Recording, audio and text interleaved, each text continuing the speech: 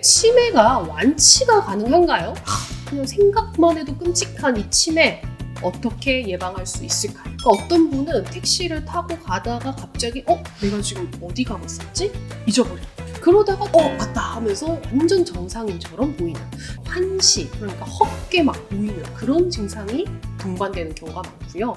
안녕하세요, 정신과 의사 박서입니다. 요즘 자꾸 깜빡깜빡 하시거나 단어가 생각나지 않아 불안하신 분들 혹시 계신가요?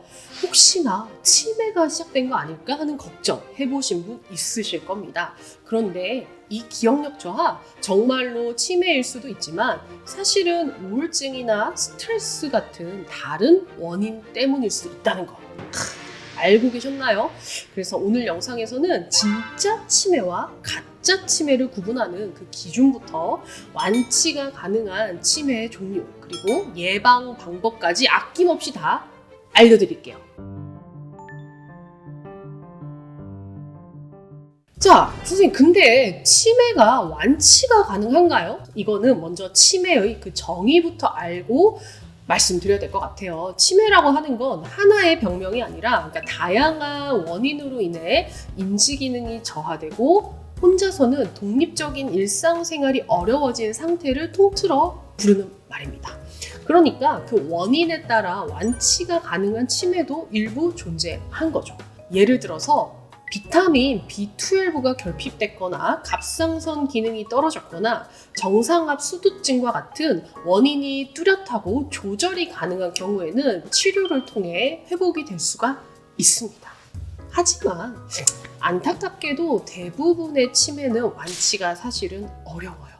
그러면 치매의 종류에 과연 어떤 게 있나요? 그러니까 완치가 가능한 치매는 아까 말씀드린 그런 게 있지만 불가능한 치매는 대표적인 게 한 5가지 정도가 있습니다. 가장 흔한 치매, 우리 한 번쯤은 들어봤을 거예요. 알츠하이머 치매가 있습니다. 요거는 이제 최근의 기억부터 차츰차츰 사라지는 게 특징인데, 그러니까 옛날의 주소나 옛날 전화번호 10년 전 일은 다 잘 기억하는데 어제 먹은 반찬, 방금 했던 대화가 기억이 나지가 않는 거예요. 근데 이거는 대체로 65세 이후에 발생을 하게 되고요. 좀 서서히 진행된다는 게 특징입니다.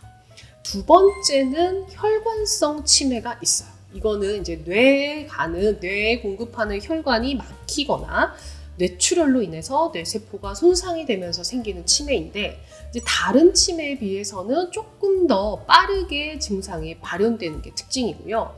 특히 평소에 이제 고혈압이나 당뇨, 고지혈증 같은 혈관성 질환을 동반한 경우가 많습니다. 세 번째는 루이소체 치매라는 건데, 여기서부터는 뭐지? 라고 조금 낯선 분들 계실 거예요. 뇌에 루이소체라고 하는 좀 특정한 단백질 찌꺼기가 비정상적으로 쌓이면서 생기는 건데, 얘는 좀 특징이요. 환시, 그러니까 헛게 막 보이는 그런 증상이 동반되는 경우가 많고요. 파킨슨처럼 이렇게 종종 걸음을 걷거나 가만히 있을 때 손이 좀 떨리거나 몸이 좀 뻣뻣해지는 그런 증상이 동반되기도 합니다. 또 한 가지 특징이 이제 인지 기능 저하가 좀 변동적이라는 건데, 하루에도 변화가 생겨요. 그러니까 어떤 분은 택시를 타고 가다가 갑자기 내가 지금 어디 가고 있었지? 잊어버리는 거예요. 그러다가 또 갑자기 맞다 하면서 완전 정상인처럼 보이는 이런 일중 변동이 크다는 게 좀 큰 특징입니다. 네 번째는 전축두엽 치매인데, 쉽게 말해 뇌의 앞쪽하고요, 뒤쪽, 옆쪽이 특징적으로 좀 노화가 빨리 진행되는 치매예요. 이거는 사실 최근 기억보다는 성격 변화나 아니면 언어 기능 저하가 먼저 일어나는 특징이 있어요. 그러니까 기억력 자체는 아직까지 크게 문제가 없는 것 같은데, 전두엽의 기능이 떨어지면 어떻게 되느냐? 성격이 바뀌어요. 굉장히 좀 고집스러워진다든지, 평소에 그분 같으면 하지 않을 좀 부끄러운 행동이나 좀 성적인 그런 행동, 이런 것들을 먼저 하게 됩니다. 그리고 측두엽이 먼저 망가지게 되면은 이게 우리의 되게 언어 중추거든요. 그러니까 문장의 구성을 평소 같지 않게 막 틀려요. 나는 방에 들어갔다가 아니라 나는 들어가 방에 이런 식으로 틀리게 되고요. 그 다음에 단어가 그냥 깜빡해서 생각이 나지 않는 게 아니라 진짜로 아는데도 제대로 못 쓴다든지 이런 언어에 문제가 생기는 게 먼저 나타납니다.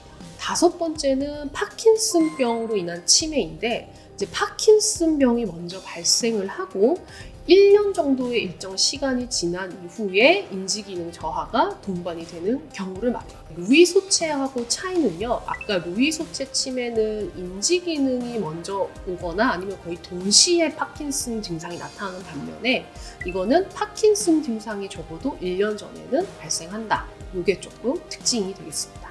그렇다면 선생님, 가짜 치매는 뭐가 있나요? 가장 대표적인 게 명칭도 가성 치매가 있는데 그게 바로 노인성 우울증이에요. 자, 정신건강의학과에서 노인의 기준은요, 만 65세를 기준으로 합니다. 그 이상부터는 노인인데 이분들이 우울증에 걸렸을 때 마치 치매가 걸린 것처럼 기억력이 갑작스럽게 떨어져요. 근데 이제 이 경우는 다행스러운 거는 우울증을 치료하면 이 인지 기능이 같이 좋아질 수 있기 때문에 반드시 감별 진단을 해서 적절하게 치료를 해야 됩니다. 실제로 제가 이제 환자분 중에서 정말 갑자기 어머니가 막 비밀번호, 집 비밀번호도 못하고 막 반찬 요리 같은 것도 일절 못하게 됐는데 알고 보니까 우울증이셨더라고요. 우울증 치료를 하고 나니까 1년 만에 인지 기능이 회복되는 그런 사례를 직접 봤어요.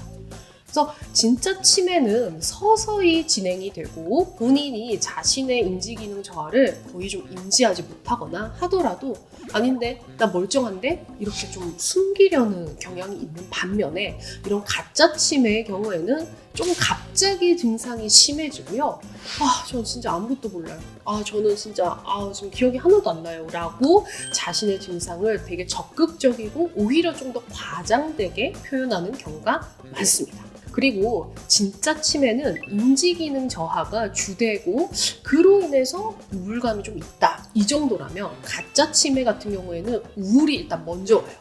우울이 좀 더 심하게 먼저 왔고 인지기능 저하는 부수적인 결과로 있는 경우가 많다. 이것도 굉장히 중요한 감별 포인트예요. 자, 그러면 노인 말고요. 우리 30대, 40대 이렇게 젊은 분들 요새 젊은 치매 이런 얘기들도 막 유행을 하더라고요. 혹시 나도 벌써 치매 아니야?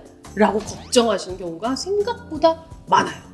실제로 아까 65세가 노인의 기준이었죠. 그 이전에 시작되는 치매를 조기 치매, 조기 발병 치매라고 하는데 있기는 있을 수 있는데요. 대체로 5% 이하로 매우 드물어요. 전체 치매 중에서 5% 이하로 매우 드물고 대부분은 치매가 아니라 수면이 부족했다거나 스트레스를 많이 받았다거나 우울과 같이 다른 원인에 의해서 일시적으로 기억력이 떨어지거나 집중력이 떨어지는 경우가 많습니다. 이런 경우에는 생활 습관을 조금 더 개선해 본다든지 잠을 좀 더 푹 잔다든지 아니면은 혼자 힘으로 힘들면 정신건강의학과에 오셔서 제대로 된 치료를 받으신다면 충분히 회복될 수 있기 때문에 내가 막 너무 빠르게 이거 치매일까? 라고 단정 짓기보다는 원인을 찬찬히 살펴보는 게 훨씬 더 중요합니다. 자, 그러면 선생님 그냥 생각만 해도 끔찍한 이 치매 어떻게 예방할 수 있을까요? 결국에는 참 안타깝지만 노화가 될수록 치매가 발병할 확률은 훨씬 더 높아져요. 저도 어떻게 피해갈 수 없는 게 치매지만 그래도 그 시기를 최대한 늦추기 위한 방법들은 있습니다. 첫 번째는요, 혈관 건강을 관리하셔야 돼요. 아까 혈관성 치매가 있었죠. 그뿐만 아니라 이런 찌꺼기 같은 이런 단백질이 쌓일 때 치매가 유발된다고 알려져 있어요. 그러니까 우리 혈관을 깨끗하게 하셔야 되는데 고혈압, 고지혈증, 당뇨 관리 잘 하셔야 돼요. 이미 걸렸던 분들은 약을 제때 잘 복용을 하시는 게 굉장히 중요합니다. 두 번째는 운동을 하셔야 되는데 이건 너무 뻔하긴 하지만 진짜 제일 중요해요.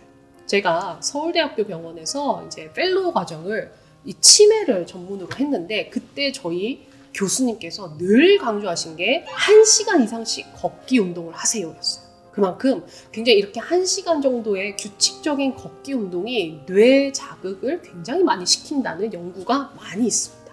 생각보다 쉬우면서도 우리가 누구나 할 수 있는 그런 거겠죠. 세 번째는 잠 잘 주무셔야 돼요.